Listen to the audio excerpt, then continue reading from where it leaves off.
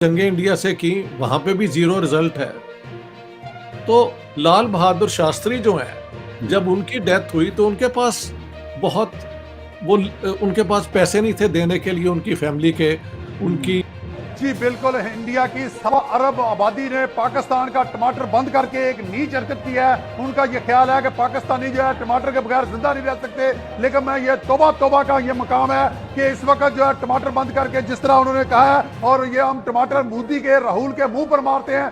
तौबा तौबा, ये इंडियन के गंदी और नीच हरकत की है। और जिस तरह इंडियन आज जल रहे हैं, सड़ रहे हैं, जिस तरह मीडिया इंडिया का जल रहा है, और इसी तरह उनके टमाटर भी जलेंगे। और मैं हिंदुस्तान के मीडिया को और हिंदुस्तान की 1.25 अरब आबादी को यह बताना चाहता हूं कि पाकिस्तान एक एटमी ताकत है, और ये एटम हम हमने ड्राइंग रूम में जाने के लिए नहीं बनाए। ये एटम हम सिर्फ और सिर्फ इंडिया के लिए बनाए गए हैं। और तौबा तौबा, अब वो वक्त आ गया है कि टमाटर का जवाब जो है एटम बम से दिया जाएगा। और ये तौबा तौबा का मुकाम है, इंडिया ने यह समझ लिया है कि टमाटर बंद करके पाकिस्तान जिंदा नहीं रह सकते। नमस्कार, सत श्री अकाल एंड गुड इवनिंग। आप सबसे रिक्वेस्ट है कि जिसने हमारे चैनल को सब्सक्राइब नहीं किया है, प्लीज हमारे चैनल को सब्सक्राइब करना ना भूलिए, और जिन लोगों ने कर लिया है उनका बहुत बहुत शुक्रिया। की डिबेट में बात करेंगे पाकिस्तान के हवाले से कि पाकिस्तान एक न्यूक्लियर स्टेट है, मुस्लिम वर्ल्ड का पहला न्यूक्लियर स्टेट है, और बाकी दुनिया में गालिबन छठा या सातवां नंबर है पाकिस्तान का।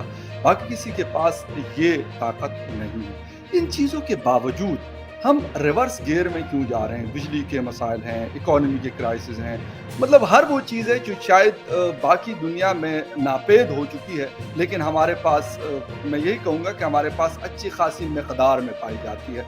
इन चीज़ों के ऊपर बात करेंगे। तो ये मुझे बताइएगा, आप पढ़ते भी रहे, पढ़ाते भी रहे, मुख्तलिफ इदारों के साथ आप मतलब मुख्तलिफ काम किए, आपने सारा कुछ देखा।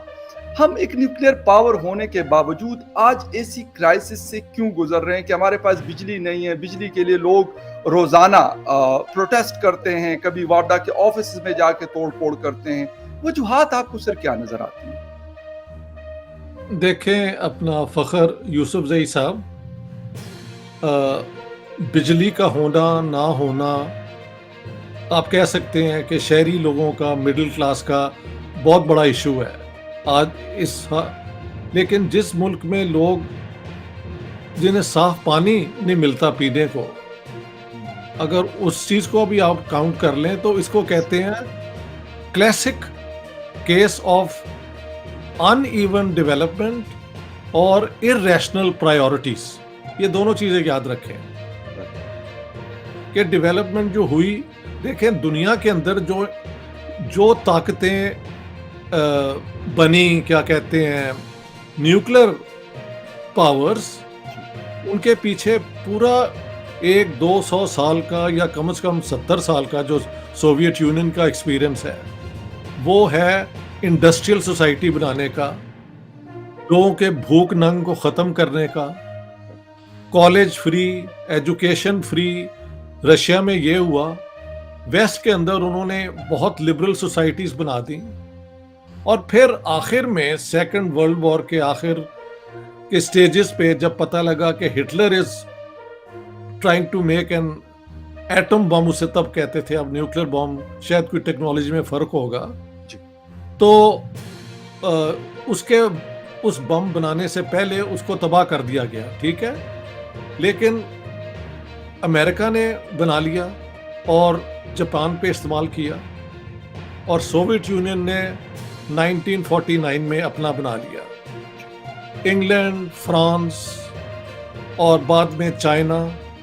ये चाइना चलो ठीक है, एक डेवलपिंग कंट्री थी, लेकिन बहुत बड़ा मुल्क था एशिया का। हर एक ने जो डेवलपमेंट की है ना, उसके अंदर strong economy, strong educational sector और इंडस्ट्रियल सोसाइटी जिसमें बेसिक रिक्वायरमेंट सबको अवेलेबल है। हाँ जी, हमारे यहाँ आप देखें 1973 तक मैं पाकिस्तान में था और लाहौर में ज़्यादातर। मुझे नहीं याद उस जमाने में कभी भी ये लोड शेडिंग का प्रॉब्लम होता हो। एक तो कहते हैं मसला ये है कि जी पॉपुलेशन एक्सपेंशन इतनी हुई है कि स्टेट जो भी करे तो उसके बस में नहीं है कि वो फैसिलिटीज प्रोवाइड करे, लेकिन मैं इसको नहीं मानता। राइट। हाँ, क्योंकि अच्छा भला 60s में हेड स्टार्ट था इंडस्ट्रियल डेवलपमेंट का पाकिस्तान के पास, इंडिया से रेट ऑफ ग्रोथ डबल था, और हमारी टेक्सटाइल जो हैं वो सारे हिंदुस्तान में बिकती थी और बड़ा उसका नाम था दुनिया के अंदर। लेकिन अब की जो हकीकत है वो ये है कि something went wrong in the 70s। वो क्या हुआ, कैसे हुआ, कुछ लोग ब्लेम करते हैं कि जी जब नेशनलाइजेशन की भुट्टो साहब ने, तो जो प्राइवेट एंटरप्राइज होता है ये वो डिस्करेज हुआ, तो लोगों ने इंडस्ट्रियल प्रोडक्शन बंद कर दी। कुछ रेडिकल लोगों का ख्याल है कि ये प्रोपोगेंडा सिर्फ, जी। ऐसे नहीं हुआ। लेकिन ओवरऑल जो फैक्ट है, जो आप और मैं शहरी के तौर पे देखते हैं कि ये जो फैसिलिटीज़ हैं, लोगों ने प्राइवेट जनरेटर बना लिए। मैंने पहले नहीं था सुना कभी प्राइवेट जनरेटर किसी के पास भी होते थे 70s तक। जी। अब जिनके पास पैसे हैं उनको फर्क नहीं पड़ता, ये लोड शेडिंग जितनी मर्जी होती रहो। महल वो जो है डिफेंस कॉलोनीज में जहाँ पे रईस रहते हैं, जी। उन सब के पास अपनी फैसिलिटी होती होगी। मिडिल क्लास को ये बहुत हिट कर रहा है, पढ़ने लिखने वाले बच्चों को इस्तेमाल, ऑफिस के क्लर्कों को, यूनिवर्सिटी के लेक्चरर्स को जो शहरों में रहते हैं। गांव में तो पहले भी कभी सर्विस पाकिस्तान में इन्होंने प्रोवाइड नहीं की। इन्होंने सारी, मेरी अगर आपने वो देखी है ना, पढ़ी है पाकिस्तान द गैरिजन स्टेट, उसका पहला इंट्रोडक्टरी चैप्टर जो है वो आप जरूर पढ़े। जी। कि मैंने कहा कि पाकिस्तान की सारी सोच जो है ना वो आइडियोलॉजिकल फिक्सेटेड है। दो तीन उसमें चीजें हैं कि we are the outpost of the Islamic उम्मा। एक तो ये है प्रॉब्लम। मुझे याद है मुशर्रफ ने कहा था 2002 में, जब एक तकरीबन जंग इंडिया पाकिस्तान की होने वाली थी, वो 13 दिसंबर 2001 इंडियन पार्लियामेंट पे जब अटैक हुआ है तो दोनों तरफ से फौजें आ गई थी। खैर वो शुक्र है वो जंग नहीं हुई, लेकिन तब मुशर्रफ ने कहा था कि पाकिस्तान इस्लाम का किला है। ये अब ये सारी सोच जो है ना, इसे कहते हैं सिंबलिज्म, इमेजरी, इसको आप मेटाफर भी कह सकते हैं। Exact. Why have such metaphors? Sir आपने सबसे पहली बात, जी। आपने ये सारा कुछ करके क्या फतह कर लिया है? Yes. फतह तो जीरो है, जीरो फतह है। जी। कश्मीर बिल्कुल। के लिए किया था ना, वहां पे भी जीरो है। 3-4 जंगें इंडिया से की, वहां पे भी जीरो रिजल्ट है।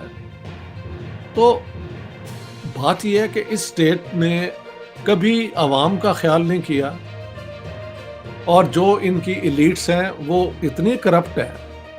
यानी इमरान खान की सारी बातों से मैं शायद डिसएग्री करूं, लेकिन उसने जो करप्शन का मुद्दा उठाया है ना, इशू, वो अपनी जगह बहुत जेन्युइन है।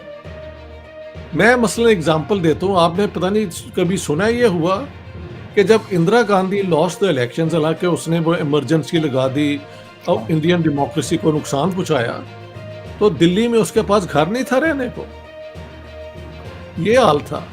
एग्जैक्ट। उनके एक प्राइम मिनिस्टर थे, वो 13-13 दिन के लिए 2 दफा बने हैं, जी। गुलजारी लाल नंदा। वो सियालकोट की हिंदू खत्री फैमिली जो बहुत अमीर थी, नंदा बस सर्विस चलती थी बिटवीन सियालकोट एंड लाहौर उस जमाने में। जी। दैट मैन बिकेम अ भगत। सारी सियासत उन्होंने, और बाद में जो मरने से कुछ साल पहले उनके पास किराया नहीं था, उनको किराए के मकान से निकाल दिया। लाल बहादुर शास्त्री जो हैं, जब उनकी डेथ हुई तो उनके पास उनके पास पैसे नहीं थे देने के लिए उनकी फैमिली के, उनकी ये प्रॉपर सेरेमनीज करने के लिए। ओके। राइट। और महल मनमोहन सिंह और ये जितने हैं, उनकी आप देखें करप्शन कोई नहीं है। एक और एग्जाम्पल देख लें, जी। मोदी का एग्जाम्पल देना कोई मैं इतना पसंद नहीं करता, जी। लेकिन ये जो है ना, तोसा में वो क्या कहते हैं, तोशा गुड्स जो होती हैं, जो बाहर से मिलती हैं, हाँ जी, जी। जी बिल्कुल। प्रेजेंट, वो उसने कहा है कि मैं सारी चीजें जो हैं बच्चियों की और औरतों की पता नहीं एजुकेशन में लगा देता हूँ। एग्जैक्ट। हमारे यहाँ इमरान खान हो या नवाज शरीफ हों, या ये सब वहाँ पे खरीद लेते हैं जो भी रेट है इनका, और सर आगे बेच भी देते हैं, आगे बेच देते हैं ना। मैं ये कहने वाला था। प्रॉफिट। आप देखें, आम आदमी को ब्लेम करना, गवर्नमेंट को ब्लेम करना, नहीं, आम आदमी को ब्लेम करने से पहले आप देखें कि आपको आपके वो क्या कहते हैं रोल मॉडल कौन बन रहे हैं। हाँ बिल्कुल। और एक और बात जो हमें कहने पे मजबूरी है, हम कह नहीं जी, जी। सकते, कि लोग कहते हैं यार इतनी ज्यादा बड़ी आपकी फौज है, इतना वो आपकी रिसोर्सेज क्लेम कर लेते हैं, वो एक तरह की इनबिल्ट करप्शन है ना, शायद पर्सनल करप्शन नहीं है लेकिन इंस्टीट्यूशनल करप्शन तो है कि इतना ज्यादा रिसोर्सेज नेशन के उधर चले जाते हैं, सो कॉल्ड डिफेंस के, सो कॉल्ड Exactly. डिफेंस